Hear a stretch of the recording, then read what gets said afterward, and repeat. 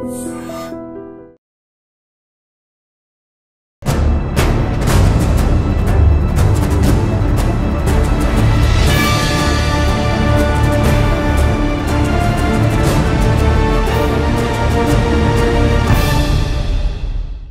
To crime analysis. Kolkata rape కేసులో నిందితుడికి polygraph test నిర్వహించాలని court అనుమతి ఇవ్వడంతో సిబిఐ అధికారులు అతనికి పాలిగ్రాఫ్ టెస్ట్ గా దానికి మరొక పేరు లై డిటెక్టర్ కూడా అంటుంటారు. అసలు లై డిటెక్టర్ అంటే ఏంటి, ఏ విధంగా టెస్ట్ చేస్తారు, ఆ టెస్ట్ చేసే నిందితుడు నిజాలు చెప్తాడా చెప్పడా అనే విషయాన్ని మనతో మాట్లాడడానికి తెలంగాణలో ఫోరెన్సిక్స్ ల్యాబ్ డైరెక్టర్, మాజీ డైరెక్టర్, ప్రస్తుతం పూణేలో ఎన్ఎఫ్ఎస్ఎల్ అడ్మినిస్ట్రేషన్ డైరెక్టర్ గా పనిచేస్తున్న శారదా అవధాని గారు ప్రస్తుతం అంటున్నారు. మేడం అడిగి అసలు లైట్ డిటెక్టర్ అంటే ఎలా చేస్తారు, అందులో నిజాలు బయటకు వస్తాయా లేవన్న విషయాన్ని మేడం తెలుసుకుందాం. మేడం నమస్తే అండి. నమస్కారం అండి. మేడం, అసలు లైట్ డిటెక్టర్ అంటే ఏ విధంగా చేస్తారు, ఆ టెస్ట్ చేయడం వల్ల నిందితుడి నుంచి నిజాలు రాబట్టే అవకాశం ఉందా లేదా? తప్పకుండా అండి. అయితే మనం ఇక్కడ ఆలోచించాల్సిన విషయం ఏంటంటే, ఏదైనా ఒక క్రిమినల్ ప్రొసీజర్ లో ఒక నిందితుడి మీద ఇటువంటి టెస్ట్లు అంటే ఇన్వెస్టిగేషన్ టూల్స్ అంటాం వీటిని. దీంతో పాటుగా మనం సాధారణంగా ఈ నార్కో అనాలిసిస్ అని, తర్వాత బ్రెయిన్ మ్యాపింగ్ అని, లై డిటెక్షన్ అని, ఈ 3 విధాల టెస్ట్లు మనం ఒక వ్యక్తి డిసెప్షన్ చేస్తున్నాడా లేదా, అంటే నిజం చెప్పట్లేదా లేదా అబద్ధం చెప్పడానికి ప్రయత్నం చేస్తున్నాడా, లేకపోతే ఒక ఇన్వెస్టిగేషన్ ని తప్పుదో పడడానికి ప్రయత్నం చేస్తున్నాడా అనేటువంటి విషయాలు మనం కనుక్కోవడానికి అవకాశం ఉందండి. అయితే దానికంటే ముందు, ఈ టెస్ట్ కంటే ముందు మనం ఏం చేయాలంటే, ఏ వ్యక్తి మీద అయితే మనం ఈ టెస్ట్లన్నీ చేద్దాం అనుకుంటున్నాం, డిసెప్షన్ డిటెక్షన్ టెక్నిక్స్ అంటారు వీటిని. డిసెప్షన్ డిటెక్షన్ టెక్నిక్స్ అనమాట. వీటిలో ఏం చేస్తామంటే, ఆ వ్యక్తి యొక్క సైకి అంటే అతని సైకాలజీ ఏ రకంగా ఉంది అని మనం అర్థం చేసుకోవడానికి మనం ముందు ప్రీ ఇంటర్వ్యూ అంటాం, ప్రీ టెస్ట్ ఇంటర్వ్యూ.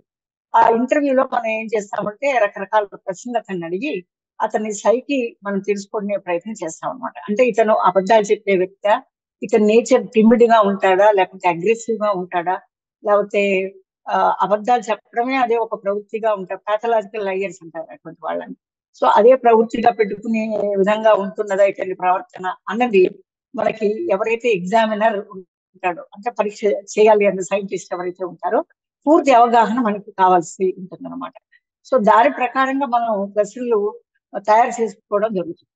అయితే రేపు పొద్దున అతను నాకు ఈ ఇన్స్ట్రుమెంట్ ఏంటో చెప్పకుండా నన్ను సెల్ఫ్ ఇంక్రిమినేషన్ అంటాం కదండి కాన్స్టిట్యూషన్ లో ఆర్టికల్ 23 ప్రకారం, ఆ విధంగా అనకుండా మనం ఏం చేస్తామంటే, ఇవన్నీ లీగల్ గా మనం వాడాలి రేపు పొద్దున ఎవిడెన్స్ కింద అని కనుక అనుకున్నట్లయితే కోర్టు పర్మిషన్ కూడా మనకు కావాల్సి ఉంటుందండి, మనం ఎట్లా పడితే అట్లా చేయడానికి.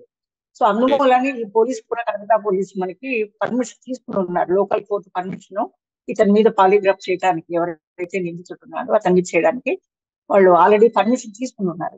సో ఆ ప్రకారంగా ఈ టెస్ట్, ప్రీ ఇంటర్వ్యూ టెస్ట్ అని చెప్పి తీసుకుని దాంట్లో అతని సైకాలజీ అండర్స్టాండ్ చేసుకుని ప్రశ్నల జాబితా తయారు చేస్తారు.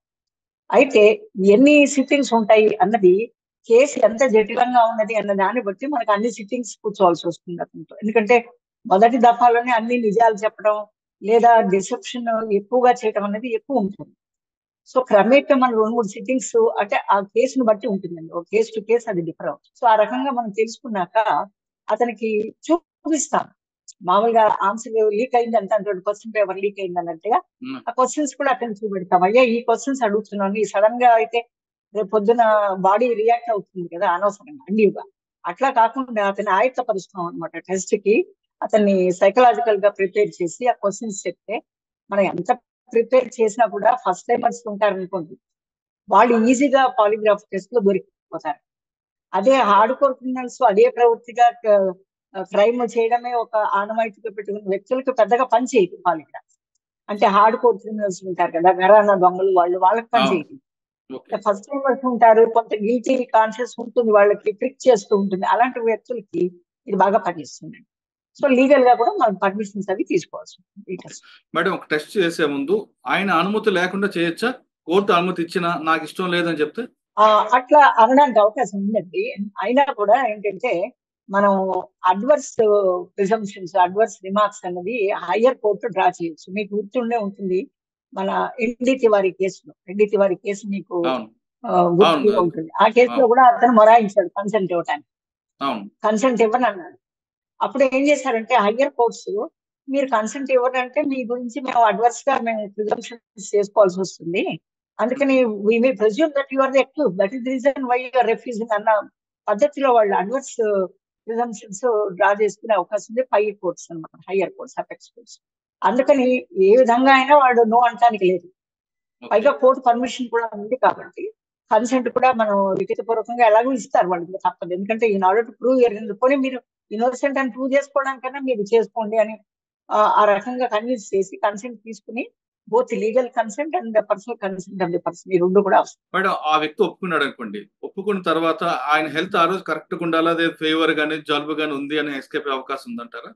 అది మనం టెస్ట్ చేస్తాం కదండి, ఇంటర్వ్యూ ఉంటుంది కదా, ఆ ఇంటర్వ్యూలో మనం అన్ని గమనిస్తాం. ఎందుకంటే కొంచెం సైకాలజీ తెలిసిన వ్యక్తి అక్కడ ఎక్స్పర్ట్ గా ఆ పాలిగ్రాఫ్ చేయడానికి వినియోగించబడి ఉంటారు కాబట్టి వాళ్ళకి ఈజీగా అర్థం అవుతుంది. మనకి లేమంటే అంతగా మనకు తెలియకపోవచ్చు కానీ, but scientist with that background of psychology will be in a better position. అంటే అతను కావాల్సిగా నటిస్తున్నాడా లేకుంటే నిజంగా ఏదన్నా రుగ్మత ఉన్నదా అన్నది అంటే ఒకటి ఏంటంటే బ్లడ్ ప్రెషర్ లాంటివి ఏమన్నా మనకి ఆబ్వియస్ గా ఉంటే మనం ఎక్కువ హై బీపీ ఉన్నప్పుడు తీసుకోమండి. ఎందుకంటే ఇవన్నీ కూడా blood pressure related, cardiac related టెస్ట్లే కాబట్టి మనం అటువంటి రుగ్మతలు ఉన్న వ్యక్తికి పూరా హై బీపీ ఉన్న వ్యక్తి లేదా హార్ట్ పాలిపిటేషన్ ఎక్కువ ఉన్న వ్యక్తిని కొంచెం ఆ రోజు తట్టుకుని మనం వేరే సూటబుల్ గా ఉన్న డేట్ ఒకటి తీసుకుని కోర్టు పర్మిషన్ తీసుకుని అప్పుడు కండక్ట్ చేయవలసి వస్తుంది. ఓకే మేడం, ఇంటర్వ్యూ ముందు ఆయనకి ఏమైనా లిక్విడ్ గానీ ఇంజెక్షన్ గానీ ఇచ్చి తర్వాత చేస్తారా, లేదు ఫైర్ గా కూర్చోబెట్టి ఇంటర్వ్యూ కండక్ట్ చేస్తారా? అంటే ఇప్పుడు ఈ నార్కో అనాలిసిస్ చెప్పాను కదండి, దాంట్లో మాత్రం మనకు ఇంట్రావీనస్ ఇంజెక్షన్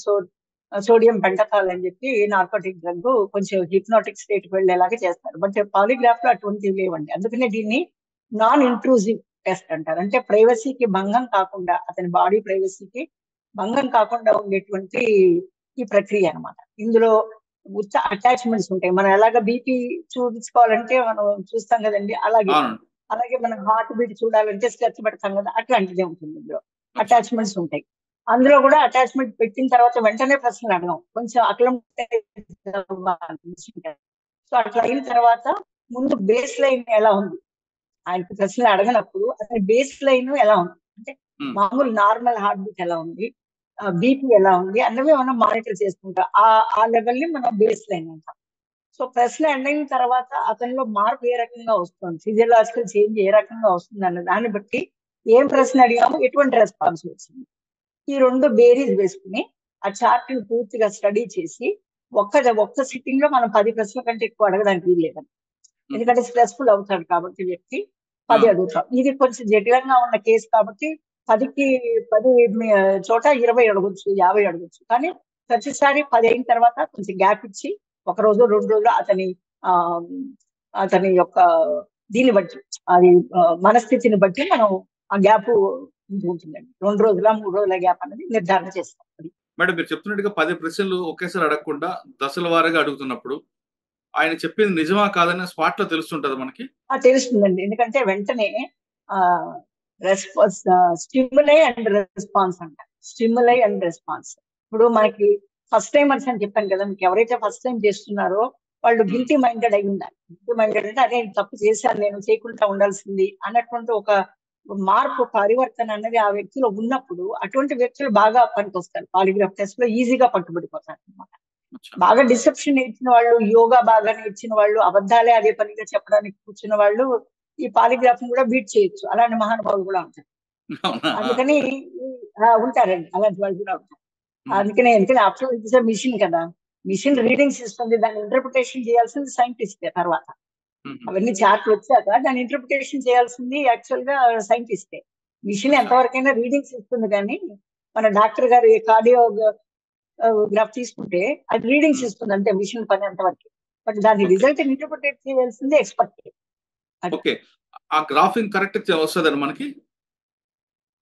అంటే మనం గ్రాఫ్ ఎలా వస్తుంది అంటే, మనం అన్ని ప్రశ్నలు వరుసగా రిలవెంట్ గా ఉన్నవి అడగమండి. అంటే కేసుకు సంబంధించినవే ఉండవన్నీ ఆల్టర్నేటివ్ గా ఉంటాయి. ఫస్ట్ ప్రశ్న ఏంటంటే, అబ్బాయి నీ పేరు ఫలానా సుబ్బారావు కదా, అతని పేరు సుబ్బారావు అనుకోండి, అతనికి అబద్ధాలు చెప్పాల్సిన అవసరం ఉంది, అవును అంటాడు.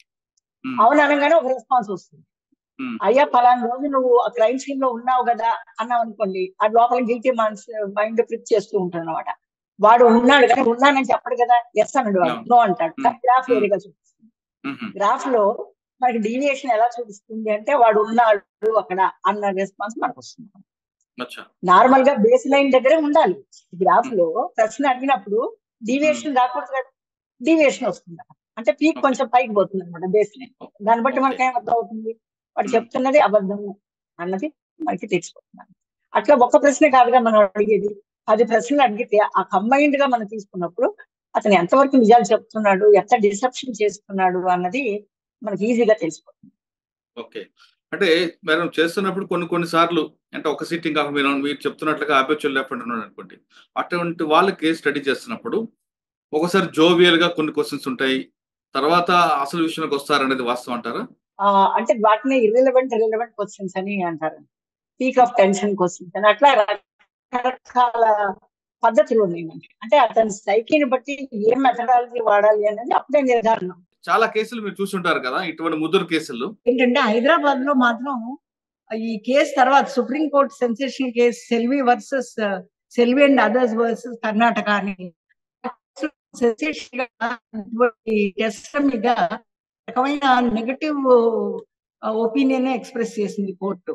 సో దాని తర్వాత మన దగ్గర హైదరాబాద్ లో అటువంటి కేసులు తక్కువ అయిపోయినాయి. లాస్ట్ కేసు వచ్చి నాకు తెలిసి ఈ శైలజ కేసు అని మనం లాస్ట్ టైం కూడా డిస్కస్ చేసాము. శైలజ అని చెప్పి ఆ కేసులోనే మనం పాలిగ్రాఫ్ వాడామండి. తర్వాత కేసు ఈ సుప్రీంకోర్టు జడ్జిమెంట్ అయిన తర్వాత మన దగ్గర తక్కువైనాయి కేసు. మన దగ్గర నార్త్ లో కొంచెం ఇంకా దాన్ని విరివిగా వాడుతున్నారు, కానీ మన దగ్గర ఎక్కువ కేసు రిపోర్టింగ్ అవ్వలేదు. ఎందుకంటే ఆ కేసులో క్లియర్ గా చెప్పారు, ఇది ఒక ఇన్వెస్టిగేషన్ టూల్ కింద వాడాలి, కానీ దాంట్లో వచ్చేటువంటి వెలికి వచ్చిన నిజాల్ని మనం ఎవిడెన్స్ కింద తీసుకోవడానికి వీలు లేదన్నట్టుగా తీర్పు వచ్చింది. సో దాన్ని బట్టి మనకి ఎక్కువగా ఆ ప్రాముఖ్యత అంతగా తగ్గిపోయింది. ఓకే సార్, ఇప్పుడు మరి ఆ స్టేట్మెంట్ బేస్ చేసుకొని కోల్కతా కేసుకి లింక్ అవుద్దా? అంటే ఇప్పుడు ఇది more than science, it is art అండి. ఎటువంటి ప్రశ్నలు వేస్తే అతని గిల్టీ కాన్షియస్ ప్రిక్ అవుతుంది అన్నది ఆ ఎక్స్పర్ట్ కి తెలియాలి బాగా. ఎందుకంటే అందుకనే అతని సైకాలజీ కూడా అనలైజ్ చేస్తారు. టెస్ట్ లో ప్రీ ఇంటర్వ్యూలో ఇవన్నీ కనుక్కుని ఆ ఎక్స్పర్ట్ ఎంత సమర్థవంతంగా వేస్తాడో ప్రశ్నలు ఆ కేసుకి సంబంధించింది అన్న దాని మీద అది కీలక అంశం కింద మనకి ఉంటుందండి. అతను సక్సెస్ఫుల్ గా ఈ ఫ్రేమ్ చేయగలిగాడు అనుకోండి, సో అతన్ని ప్రిక్ చేయగలుగుతాడు. అందులో కూడా ఈ కేసులో మీరు తీసుకున్నట్టయితే ఇతను రాయ్ అనే వ్యక్తి ఎవరైతే ఉన్నాడో సస్పెక్ట్, అతను ట్రాఫిక్ కానిస్టేబుల్ వాలంటరీగా ఉన్నాడు అతను. సో అతను ఏంటంటే అతను ఏమి రెగ్యులర్ హార్డ్ కోర్ క్రిమినల్ ఏం కాదు, ప్లస్ అతను అదే ప్రవృత్తి కింద లేడు. మరి అతను ఎందుకు ఒప్పుకున్నాడా, ఏ ప్రలోభానికి లోబడి ఒప్పుకున్నాడా వాలంటీర్గా, లేదా అతనితో పాటు ఇంకే ఎంతమంది, ఎందుకంటే గ్యాంగ్ రేప్ అన్నది క్లియర్ గా పోస్ట్ మార్టం రిపోర్ట్ అవి మీరు చూసుకున్నట్టయితే దాంట్లో క్లియర్ గా ఉంది. సో ఇట్లా ఉన్నప్పుడు అతను ఒక్కడు ఇంత అఘాయిత్యం చేయగలుగుతాడా, ఇంత రకమైన చాలా భయంకరమైన ఇంజరీస్ అమ్మాయి శరీరం మీద ఉన్నాయి అన్నట్టుగా, ప్లస్ ఆ ఫ్లూయిడ్స్ అవి కూడా చాలా ఎనార్మస్ అమౌంట్ లో ఒక సింగిల్ పర్సన్ చేస్తే అంతగా ఇంజరీస్ అవి అవ్వవు. అంత హారిఫైయింగ్ గా ఉండేటువంటి పోస్ట్ మార్టం ఈ మధ్య కాలంలో ఎవరు చూడలేదన్నది కూడా నిర్వివాదాంశం అందులో.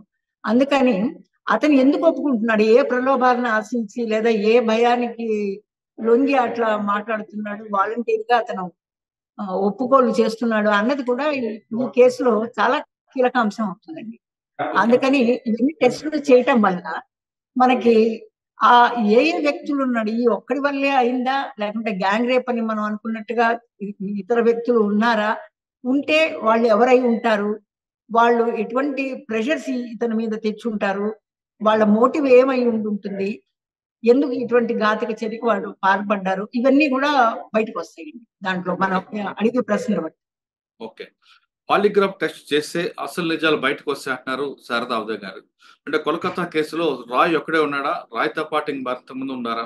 ఒకవేళ రాయ్ కాకుండా మరి కొంతమంది ఉంటే ఎందుకు వాళ్ళ పేరు దాచిపెట్టాడనే విషయం, అసలు నిజం బయటకు రావాలంటే ఖచ్చితంగా లేట్ పాలిగ్రాఫ్ టెస్ట్ చేయాల్సిందే అంటూ అవధాని గారు చెప్తున్నారు. ఇది పాలిగ్రాఫ్ టెస్ట్ పై అవధాని గారితో ఎక్సలెంట్ ఇంటర్వ్యూ. వచ్చే వారం మరొక అంశంలో మళ్ళీ కలుద్దాం. అంతవరకు నమస్తే. Thank you madam, thank you very much అండి. నమస్తే అండి.